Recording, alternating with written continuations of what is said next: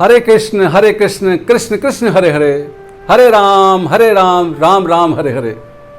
मैं अरुण शर्मा अपने YouTube channel पर आप सभी का हार्दिक अभिनंदन करता हूं और आप सभी को मेरी तरफ से श्री राधे राधे। आज मैं आपको श्री वृंदावन धाम के एक ऐसे मंदिर का इतिहास शेयर करने जा रहा हूं जिस मंदिर में जो ठाकुर जी का विग्रह है वो स्वयं श्री राधा रानी जी ने अपने हृदय कमल से प्रकट किया था। और श्री राधा रानी जी का जो विग्रह है वो भरतपुर के राजकोष में से स्वयं प्रकट हुआ था। यह मंदिर श्री वृंदावन धाम के सप्त देवालयों में गिना जाता है। गौड़ीय वैष्णव संप्रदाय के अंदर इस मंदिर का बहुत महत्व है और उस मंदिर का नाम है श्री राधा श्याम सुंदर मंदिर। यह मंदिर श्री वृंदावन धाम के लोई बाजार के साथ सेवा कुंज एरिया में स्थित है। दूसरे शब्दों में अगर मैं कहूं तो श्री राधा दामोदर मंदिर से इस मंदिर की दूरी मात्र 100 मीटर की है। इस मंदिर का इतिहास शुरू करने से पहले मेरी उन सभी से रिक्वेस्ट है जिन्होंने मेरे अभी तक चैनल को सब्सक्राइब नहीं किया, प्लीज मेरे चैनल को सब्सक्राइब कीजिए, मेरी वीडियो को लाइक कीजिए, शेयर कीजिए और कमेंट्स बॉक्स में जय श्री कृष्णा जय श्री राधे जरूर लिखिए।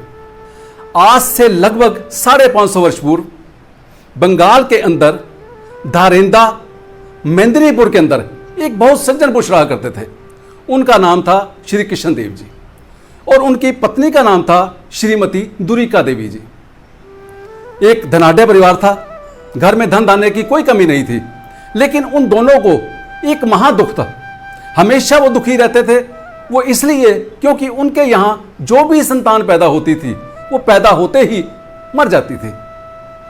इनके यहाँ कई संतानों ने जन्म लिया, लेकिन पूर्व जन्म के कर्मानुसार या प्रारब्धवश कोई भी इनकी संतान नहीं बची। संवत 1535 के अंदर चैत्र मास की पूर्णिमा के दिन इनके घर एक और बालक ने जन्म लिया। माता पिता ने और गांव वासियों ने मिलकर उस बालक का एक साधारण सा नाम दुखी रख दिया, जिससे किसी अशुभ ग्रह की भी दृष्टि इस बालक के ऊपर ना पड़े। बालक जो बड़ा होता गया उसका जो रुझान था वो प्रभु भक्ति की तरफ बढ़ता चला गया। जैसे उस बालक की आयु लगभग 18 वर्ष की हुई, उसने बंगाल के अंदर जगह है कि अंबिका कला, वहां हृदय चंद्र जी के पास गया और वहां पर जाकर उसने मंत्र दीक्षा ली। जब गुरुजी ने देखा कि इस बालक के अंदर एक बहुत कृष्ण भक्ति है, अटूट कृष्ण भक्ति है, ये भगवान श्री कृष्ण के विरह के लिए दुखी है, तो उसका नाम उन्होंने दुखी से दुखी कृष्णदास कर दिया और आदेश दिया कि तुम श्री वृंदावन धाम में जाओ और वहां जाकर हरि सुमरन करो। अब जो दुखी कृष्णदास जी हैं वो गुरु के आदेशानुसार पहले नंदगांव, फिर बरसाना, फिर श्री राधा कुंड, श्याम कुंड, गिरिराज जी होते हुए वृंदावन धाम पहुंचे। वृंदावन धाम जाकर वो सबसे पहले जीव गोस्वामी जी से मिले। ये जीव गोस्वामी जी वही हैं जिनकी गिनती श्री वृंदावन धाम के 6 गोस्वामियों में की जाती है। जीव गोस्वामी जी ने उनको सेवा कुंज की सेवा का मार्जन की सेवा दे दी। सेवा कुंज वो स्थान है जो कि भगवान श्री कृष्ण और श्री राधा रानी जी की नित्य विहार स्थली है, नित्य रास स्थली है। एक बार श्री राधा जी जब रास करते हुए या विहार करते हुए विश्राम करने लग गई थी, तब भगवान श्री कृष्ण जी ने राधा जी की चरण सेवा की थी। मार्जन की सेवा, मार्जन की सेवा अर्थात उनको वहां पर झाड़ू लगाने की सेवा दी गई, जिसको वृंदावन धाम के अंदर सोहनी सेवा कहते हैं। अब जो दुखी कृष्णदास जी हैं वो प्रतिदिन नियम से, श्रद्धा भाव से सेवा कुंज में सोहनी सेवा किया करते और थोड़ी थोड़ी देर बाद वो जो झाड़ू था उनके हाथ में, उस झाड़ू को अपने मस्तक पर लगाया करते, जिससे जो ब्रज रज है वो हमेशा उनके मस्तक पर रहे। क्योंकि श्रीमद् भागवत महापुराण के 10वें स्कंद के अनुसार जो ब्रज की रज है उसको परम पिता ब्रह्मा, देवादि देव महादेव भगवान शिव भी अपने मस्तक पर लगाने के लिए हमेशा ललायित रहते हैं। इसने दुखी कृष्णदास जी ने 12 वर्ष तक सेवा कुंज की सेवा की। एक दिन जिस समय वो सोनी सेवा कर रहे थे, अचानक उन्होंने देखा कि एक पेड़ के नीचे एक नुपुर उनको नजर आया। नुपुर माने एक पंजेब जो कि माताएं, बहनें, बेटियां अपने पांव में डालती हैं, जिसको आप कह सकते हो कि एन एंकलेट, उनको नजर आया।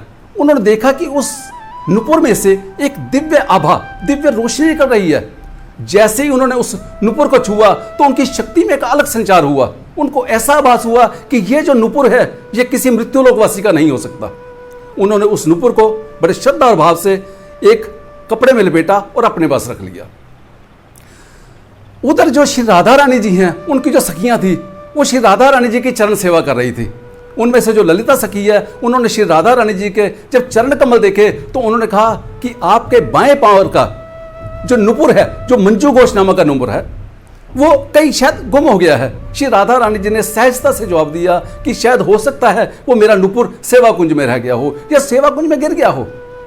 उसी समय जो ललिता सखी है, उन्होंने एक साधारण वृद्ध महिला की वेशभूषा तैयार की, उस रूम में आए और सेवा कुंज में पहुंच गए। अब वहां पर जो दुखी कृष्णदास जी हैं, वो सोनी सेवा कर रहे थे। उनसे जाके कहा कि मेरी जो पुत्र वधू है, अब जो ललिता सखी जी हैं वो वृद्ध महिला के रूप में आई हुई हैं, और उन्होंने दुखी कृष्णदास जी से आके कहा कि कल मेरी पुत्र वधू यहां से निकल कर गई है, उसका जो बाएं पैर का नुपुर है वो यहां पर गिर गया है, अगर आपको मिला है तो मुझे दे दीजिए। तब दुखी कृष्णदास जी ने कहा कि अगर वो नुपुर आपके पुत्र वधू का है तो आप अपनी पुत्र वधू को ले आइए, मैं आपकी पुत्र वधू का जो दूसरा नुपुर है उससे मिलान कर लूंगा। अगर जांच पड़ताल में सिद्ध हो गया कि वो नुपुर आपकी पुत्र वधू का है तो मैं दे दूंगा। तब जो वृद्ध महिला के रूप में ललिता जी आई थी, उन्होंने कहा कि मेरा गांव यहां से बड़ी दूर है, मेरा पुत्र वधू का आना यहां पर मुश्किल हो जाएगा। उन्होंने कहा अगर उसका आना मुश्किल है तो आप जाकर ले आइए, जब तक मैं मिलान ना कर लूं, मेरी संतुष्टि ना हो जाए तो मैं आपको नुपुर नहीं दे सकता। अब ललिता जी ने सोचा कि इससे जो दुखी कृष्णदास जी हैं, इनसे बातों में जीतना मुश्किल है। इस सारे वार्तालाप को श्री राधा रानी जी और विशाखा सखी वो एक पेड़ की ओट में ये सब कुछ सुन रही थी।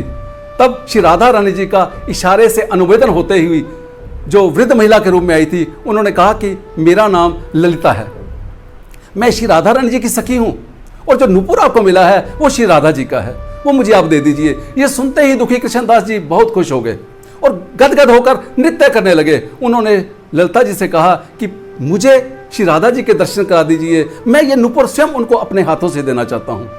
तब ललिता सखी जी ने उनको राधा नाम का मंत्र दिया और श्री राधा कुंड के अंदर जाकर उनको स्नान कराया। जैसे ही वो स्नान करके दुखी कृष्णदास जी निकले, उनके अंदर एक गोपी भाव आ गया, वो एक गोपी के रूप में सुंदर रूप में निकल आए। तब जो विशाखा सखी थी, उन्होंने उनकी सुंदरता को देखते हुए कहा कि आज तो तुम कनक मंजरी लग रही हो। तब वो ललिता जी के साथ श्री राधा जी के पास गए और जो नुपुर उनको मिला था वो जाकर राधा जी को दिया। जैसे ही राधा जी ने वो उस नुपुर को प्राप्त किया, राधा जी अति प्रसन्न हो गई। तब ललिता जी ने जो दुखी कृष्णदास हैं उनको कहा कि आज से आपका नाम श्यामानंद होगा, क्योंकि राधा जी का जो दूसरा नाम है वो श्यामा है, और नुपुर पाकर राधा जी को आनंद आया, इसलिए उनका नाम श्यामानंद हो गया। तब राधा जी के कहने पर ललिता जी ने वो जो नुपुर लिया हुआ था वो अब दुखी कृष्णदास जी से श्यामानंद जी हो गए, उनके मस्तक पर ऐसे लगाया। जैसे लगाया तब राधा रानी जी ने अपने चरण कमल से एक टीका उनके यहां लगा दिया। आप लोग श्री वृंदावन धाम में जाते हो, वहां पर देखती हो कि गौड़ीय वैष्णव संप्रदाय के कई भक्तजन इस तरह का तिलक लगाते हैं, जिसको श्याम मोहन तिलक बोलते हैं या श्यामानंदी तिलक बोलते हैं। उसके बाद जो ललिता जी हैं, उन्होंने जो अब श्यामानंद जी बन चुके हैं, उनको कहा कि अब आप वापस मृत्युलोक में जा सकते हो। अब जो श्यामानंद जी हैं, दुखी कृष्णदास जी श्यामानंद जी बन चुके हैं, वो अब श्री राधा जी के चरणों की ओर निहारने लगे। वो उनसे वो बिछड़न, उनसे वो बिछोड़ा वो सह नहीं सकते थे। श्री राधा रानी जी अंतर्यामी हैं, उन्होंने समझा कि मेरा भक्त अब मेरे चरणों के बिना या मेरे भक्ति के बिना नहीं रह पाएगा। मैंने एक बार श्री वृंदावन धाम में अंदर एक रसिक संत के मुख से सुना था कि ठाकुर जी अपने भक्तों पर कृपा करते हैं, लेकिन श्री राधा रानी जी अपने भक्तों पर कृपा ही नहीं करती, अपने भक्तों पर कृपा बरसाती हैं। उसी समय श्री राधा रानी जी ने अपने हृदय कमल से अति सुंदर विग्रह जो त्रिभंग रूप में श्याम सुंदर जी थे उनको प्रकट किया और प्रभु श्यामानंद जी को दे दिया।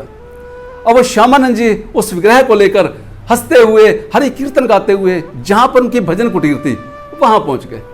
वहां पर जाकर वो पूजा पाठ करने लगे, आराधना करने लगे। उसके कुछ ही समय बाद तत्कालीन जो भरतपुर के राजा थे, उनके राजकोष में से स्वयं श्री राधा रानी जी का प्रकट्य हुआ और उन्होंने भरतपुर के राजा को आदेश दिया कि इस समय श्री वृंदावन धाम के अंदर श्याम सुंदर जी का प्रकट्य हो चुका है, मुझे वहां पर लेकर चलो। अब भरतपुर के राजा जी उस छोटे से विग्रह को, जिनको ब्रजभाषी लाली कहते हैं और इनको लाला जी कहते हैं, तब लाला और लाली जी का बसंत पंचमी वाले दिन शादी हुई और उन दोनों के लिए एक भव्य मंदिर का निर्माण किया गया और उस मंदिर के अंदर उन दोनों को विराजमान किया गया। और जो भरतपुर के राजा हैं उन्होंने जो छठीगरा गांव है इस मंदिर को भेंट स्वरूप दे दिया, और जो जयपुर के राजा हैं उन्होंने श्यामली गांव को इस मंदिर को भेंट स्वरूप दे दिया। जब तक श्यामानंद जी इस धरा पर रहे, इस मंदिर के में जो विग्रह थे उनकी पूजा आराधना करते रहे, लेकिन धराधाम छोड़ने से पहले उन्होंने जो अपना शिष्य थे रसिकानंद जी, उनको वहाँ की सेवा का भार सौंप दिया। और आज पिछले 400 वर्षों से जो रसिकानंद जी हैं उनके वंशज ही उस मंदिर की पूजा पाठ सेवा करते आ रहे हैं। इस मंदिर के अंदर जिस हम प्रवेश करते हैं तो सबसे पहले जो विग्रह है वो श्री राधा श्याम सुंदर जी का है, जो बड़े वाला विग्रह है। जो आचार्य विद्याभूषण जी हैं वो अपना मनोवांछित श्रृंगार नहीं कर पाते थे, क्योंकि जो श्री राधा रानी जी ने अपने हृदय कमल से श्याम सुंदर जी का विग्रह प्रकट किया था वो बहुत छोटे हैं। ऐसे ही श्री राधा रानी जी का विग्रह छोटा है, इसलिए उन्होंने उड़ीसा के नीलगिरी पर्वत से एक शिलाखंडों को मंगाया और श्री श्याम सुंदर जी के बड़े विग्रह को तैयार किया गया। साथ में एक अष्ट धातु की श्री राधा रानी जी के विग्रह को तैयार किया गया। वो बड़ी मूर्ति और बड़े विग्रह वो दोनों आज भी वहाँ पर विराजमान हैं। उन विग्रहों के बाईं तरफ जो श्री राधा रानी जी ने अपने हृदय कमल से प्रकट किए थे श्याम सुंदर जी, और श्री राधा रानी जी जो भरतपुर के राजकोट से स्वयं प्रकट हुई थी वो विग्रह भी विराजमान है। और उस मूर्ति के दाईं ओर जो हैं वो श्री कुंज बिहारी जी हैं। श्री राधा कुंज बिहारी जी की जो सेवा है वो ब्रजानंद जी नंद गांव के अंदर किया करते थे। जब तक वो नंद गांव में रहे तब तक उन्होंने की। उसके बाद आचार्य बलदेव विद्याभूषण जी उन विग्रह को इस मंदिर में ले आए और इस मंदिर में उनकी स्थापना की। आज 3 युगल सरकार की उस मंदिर के अंदर उपासना होती है। उस मंदिर की परिक्रमा मार्ग के अंदर ही श्री श्यामानंद प्रभु जी का भजन कुटीर है, जो भगत जन जाते हैं उनके दर्शन करते हैं और मनोवांछित फल पाते हैं। मेरी आप सभी से रिक्वेस्ट है कि जब भी आप के ऊपर श्री राधा रानी जी की कृपा हो, ठाकुर जी की कृपा हो, आप वृंदावन जाएं तो इस मंदिर में अवश्य जाएं, क्योंकि गौड़ीय वैष्णव संप्रदाय के एक ग्रंथ के अनुसार अगर हम इस मंदिर की 4 परिक्रमा करते हैं तो हमें 10 अश्वमेघ की यज्ञ का फल प्राप्त होता है। हमें भगवान श्री कृष्ण की भक्ति प्राप्त होती है और अंत में हमें भगवान श्री कृष्ण का धाम प्राप्त होता है और हमारा पुनर्जन्म नहीं होता। इसलिए जय श्री कृष्णा, जय श्री राधे। मेरी वीडियो अगर आपको पसंद आई है तो प्लीज़ इसको लाइक कीजिए, शेयर कीजिए और कमेंट्स बॉक्स में जय श्री कृष्णा, जय श्री राधे जरूर लिखिए।